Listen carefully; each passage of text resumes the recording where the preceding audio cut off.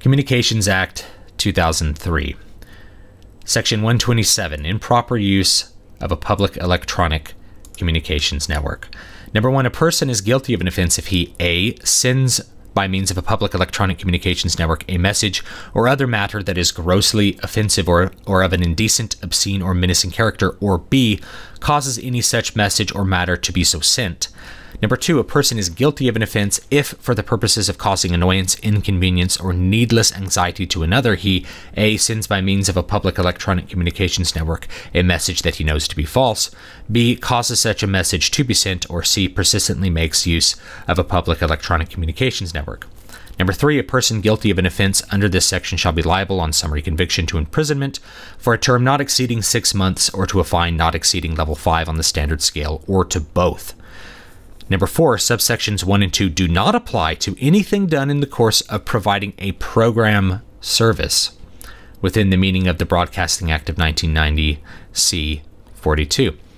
Why am I reading this to you? Some of you will already know why. A Scotsman by the name of Marcus Meechan has been convicted of violating this particular law, specifically subsection 1, letter A, and he transmitted something that was grossly offensive and has been convicted of that. He wasn't sentenced today. They pushed the sentencing back to April. If you don't know who Marcus Meechan is, he's a YouTube guy, YouTube personality, comedic personality, better known as Count Dankula on Twitter. And the video in question is a video of a pug reacting to some anti-Jewish statements. So he teaches the pug to react positively to when he asks it, do you want to gas the Jews? And it like gets excited like he's going to get a treat. In fact, that's probably how he trained it. And he also says Zig Heil, and the puppy does like this little hand thing. There's this little thing with his paw. And if you watch the video, it's clearly a joke. It's clearly meant to be satire. It's clearly meant to be stupid and funny. And it's one of these sort of edgy things where like you do something that's kind of intentionally socially unacceptable for the lols. This should worry you that this is a thing that gets a conviction. And it should really worry you if you're in the UK. And there's a couple reasons for that, and it has to do with categories. But before I talk about categories, let me say another reason that you really ought to be concerned about this is that Marcus is a human being. And so here's a human being that is going to suffer possibly in prison for months and lose money, and his family will not have access to him or the resources he provides for 6 months because of expressive content, because of something he said.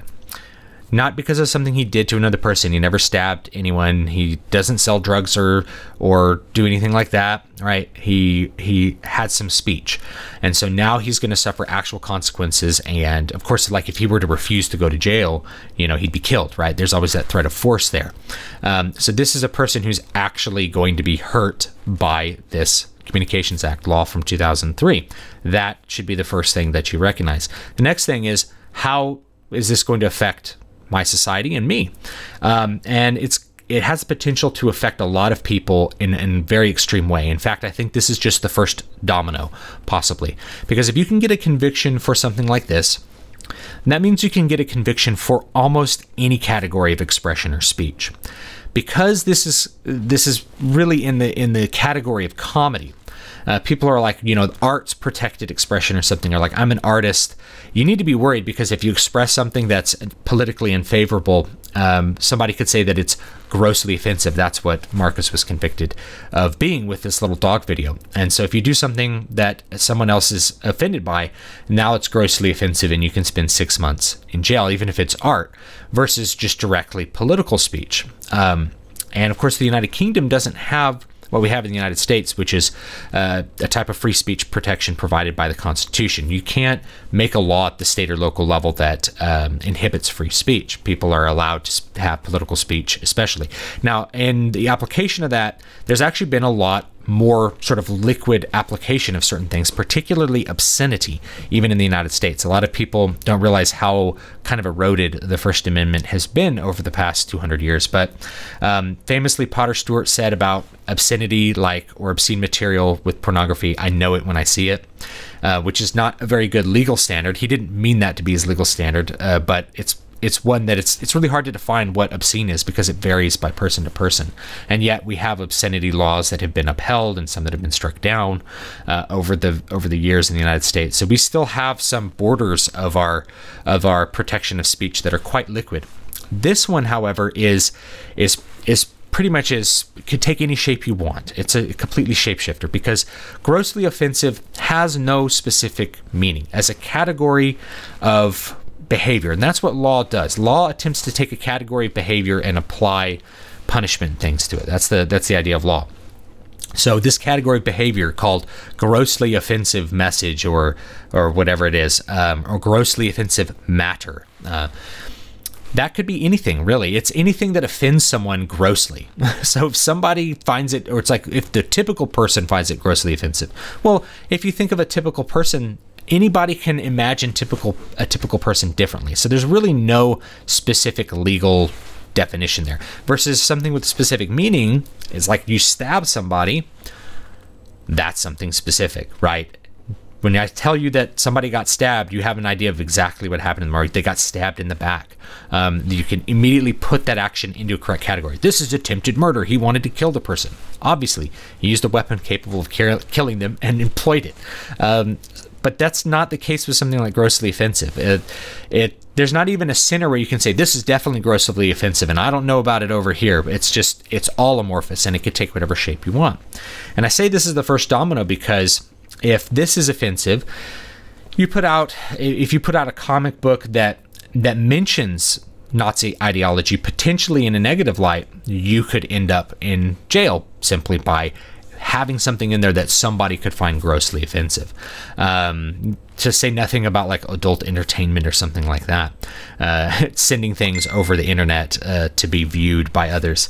So it's a real worry for that category. And the category of art is not going to protect you. The category of comedy is not going to protect you.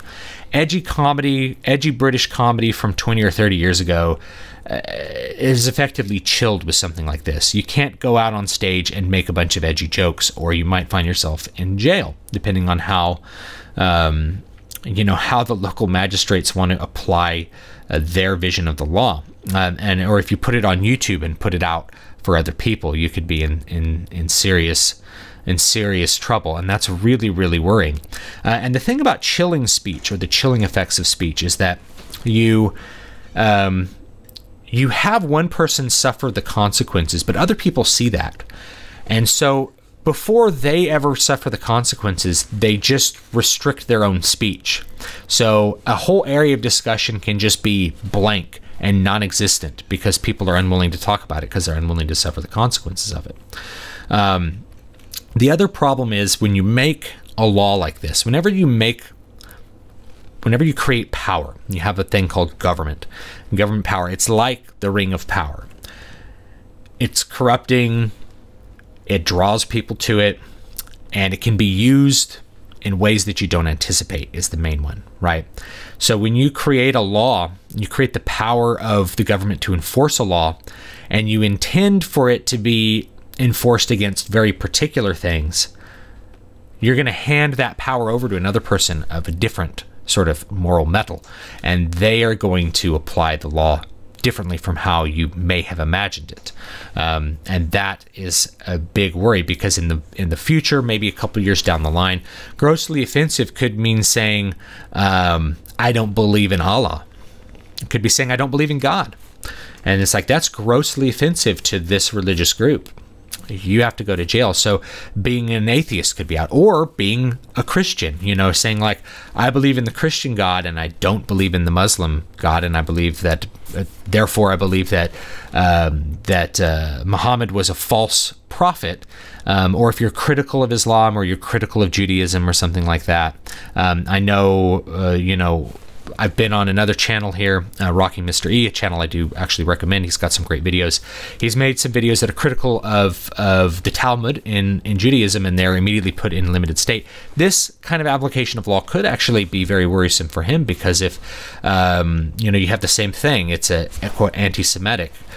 Someone can find that grossly offensive that he reads the Talmud, and you could end up in a position where if you were to just read verbatim the Talmud, or like parts of the Quran or something, then that could be hate speech, even though you're just reading what other people have said, because somebody finds it grossly offensive or somebody doesn't like it. Like, this law can be made to be whatever shape whoever wants to enforce it wishes it to be. And that's a big worry for any of my friends in the United Kingdom. So please keep yourselves safe.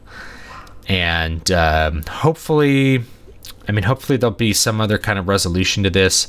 But you need to worry about it, because there's no like First Amendment that you can say, wait, I'm going to appeal this to the Supreme Court and say, like, this law is in violation of the supreme law called the Constitution. In the United States, we have that, and it's eroded a little bit. And I guess I'll leave with this. If you're in the United States, this should also concern you, because as goes our cultural and genetic forebears, which is the people of the United Kingdom, the Scottish, and the Irish too, even though most of Ireland is not part of the United Kingdom, and the English, Welsh people. Those are all my ancestors, right? They're the people from England and from Scotland founded this country, so they're really our cultural forebears. As they go, so too do we have the potential to go, and we are in many ways going that way. The thing about the Constitution is it's just a piece of paper, and it only has as much meaning and it only has as much reality and as much defense as the people who are in charge of applying it and protecting it give it. So if you have a Supreme Court that believes the Constitution means what it says it means, then you have people that are actually going to be protecting this piece of paper. As soon as you have a Supreme Court here that is full of people who don't believe it means what it says it means, then you have essentially a free ticket. You know, the world is the oyster of the person who wants to use the power however he or she wants to. It is another step towards totalitarianism, because once you remove the ability to communicate ideas, you have the capacity to destroy people's connection with ideas, because speech itself does nothing, right? It's just a collection of sounds. It's what that speech represents, and it represents ideas.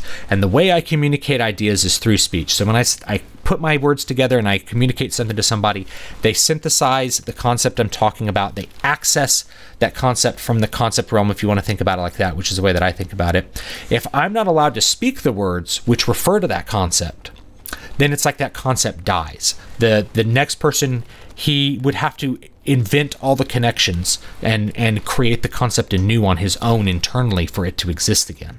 And that's a real thing that people ought to be very, very worried about, because if it's illegal for me to even talk about a concept like free speech, you know, if it's like if you just say that free speech is illegal, I can't even talk about it. People just lose the idea of it after a while. So as long as you have people that protect our Constitution in the United States, you can be assured of some protection. But the Supreme Court has not been very good at protecting what's in the Constitution. They've been quite bad at it over the years. And in fact, there's many things that have neutered various parts of the Constitution, particularly the Second Amendment. The militia is not allowed to hold the same armaments as the government. So already that's been massively infringed, massively abridged. But who knows what the future will hold when it comes to appealing the courts. And in order to get something to the Supreme Court, first you have to have the state impose its power on you and hurt you. And most people would rather avoid that, even if the law is unconstitutional. Most people are not willing to take the fight all the way to the Supreme Court, and they certainly don't usually have the financial means to do so. Legal defense is expensive.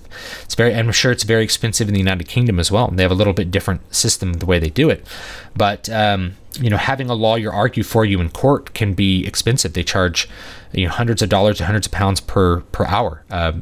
And if you're just a little person with very little income, it's very difficult to justify that when you could just, I'm not going to say that stuff. Okay. I'm not going to say that stuff.